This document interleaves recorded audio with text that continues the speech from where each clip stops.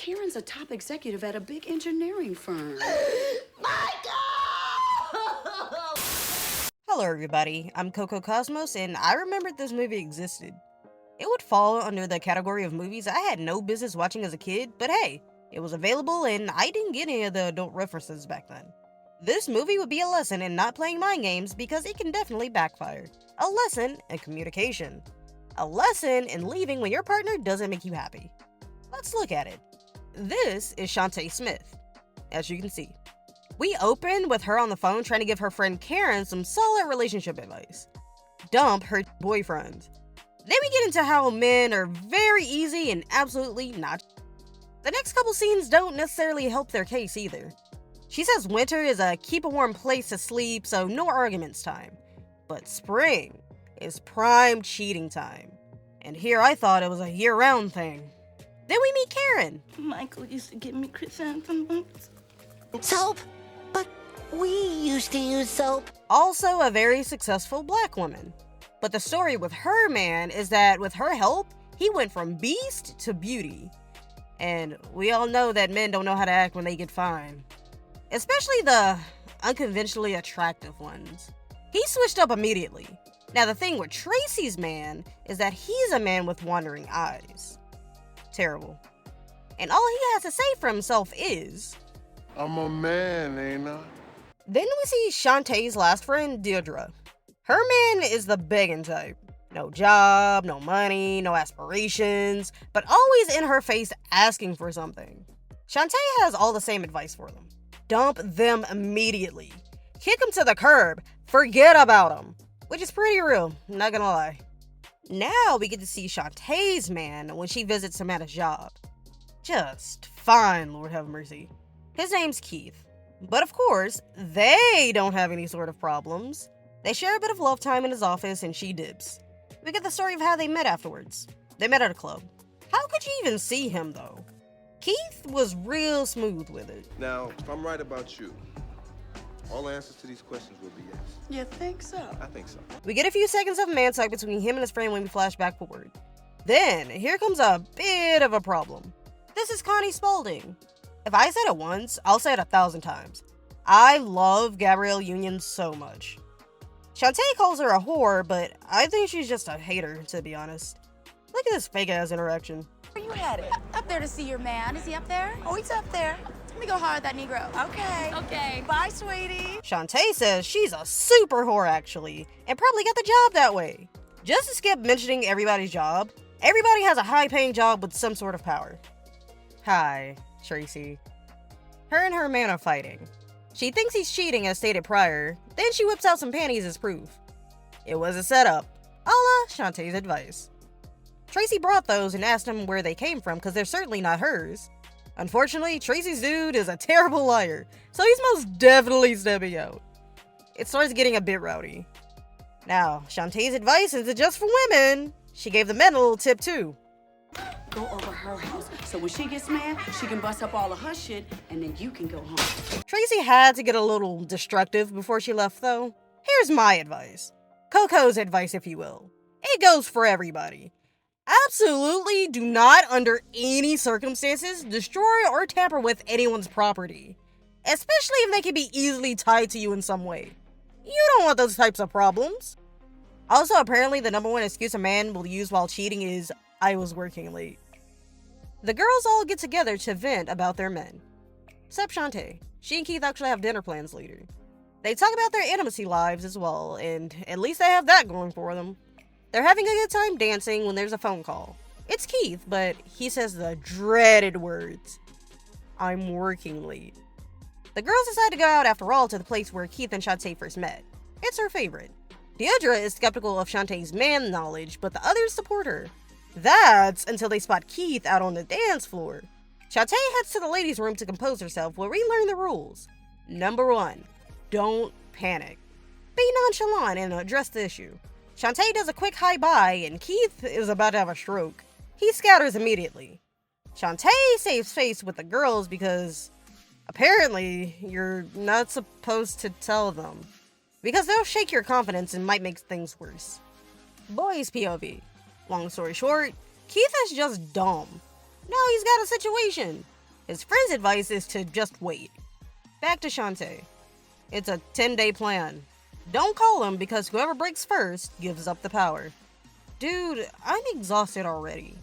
Why can't we just discuss issues open and honestly? All of this is just too much. So Keith didn't call first because he knows he's wrong, but his friend's advice convinced him to call another day because it shows vulnerability, which confuses Shantae. Cue day 1 of 10. Keith calls, but Shantae says, make him work on your time. So she says she's in a meeting, so he calls later. But if he doesn't call in exactly the amount of time you gave him, then make him wait some more. Luckily for Keith, he met the deadline. This whole phone call is dumb. They both play too much. They set a date and time for dinner that night. Apparently, we should come late to make the men anxious and be nice to confuse them. It works because Keith calls his friend in the restroom for more advice. He admits his wrongdoing. Shantae is hearing womp, womp, womp, womp, womp. It's just another moment for her to make a point. She asks for time apart. Rule 3. Whoever breaks the relationship first wins. These are very grown career-having adults, by the way. Now, Keith is all worked up.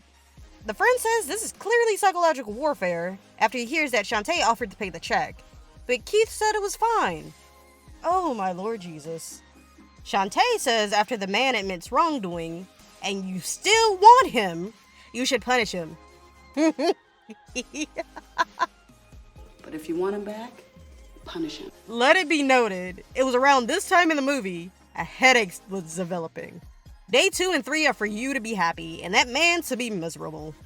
Keith has filled up her voicemail because you're not supposed to talk to the man at all, and he's clearly desperate.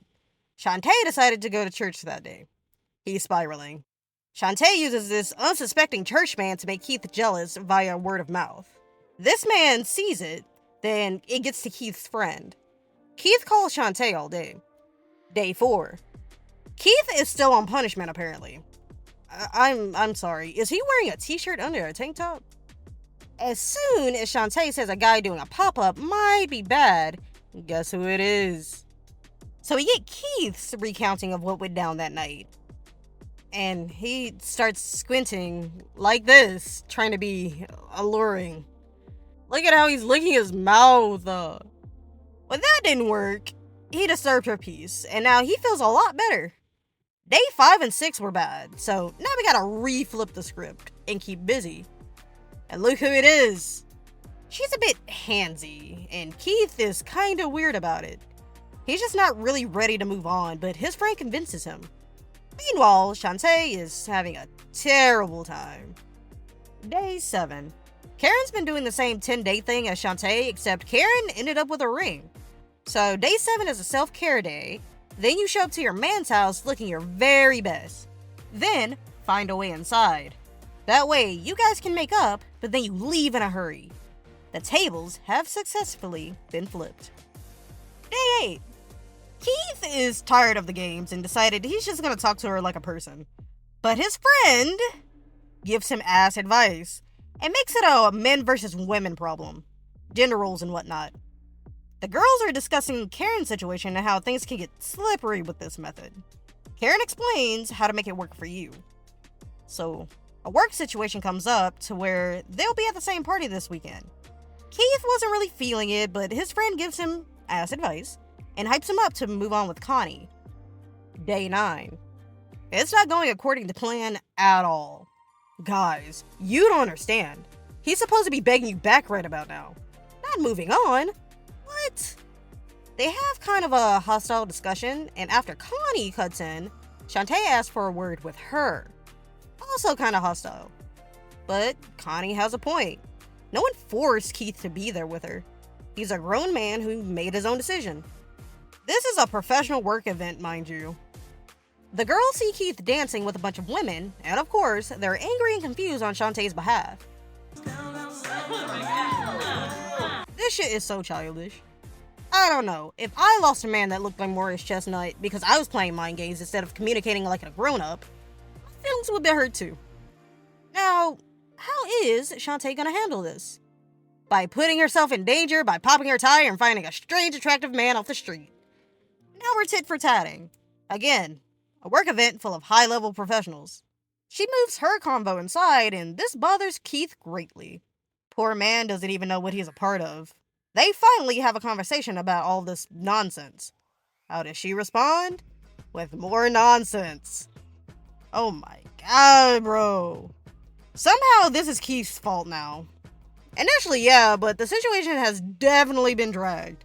She made it seem like she was going home with this new man, and she left. Apparently, this was supposed to make Keith surprise her at her home with flowers or something. Safe to say, that didn't happen. Shantae has a realization. Love doesn't have rules and can't be planned too much. You can't just expect people to act a certain way because you're trying to force them to. That's what we call manipulation. But lo and behold, Keith still loves her for some reason. Mind you, all this happened because he made a poor decision. All he had to say was no, or he could have just said his coworker invited him out and also tell the coworker he had a girlfriend. Yeah, I ain't forget. She said, who was Shantae when she came up? Just talk to your partners, please. I can't do this. And would you believe this movie has a sequel? But what do y'all think? Was Shantae justified? Let me know in the comments below. Cocoa Cosmos out.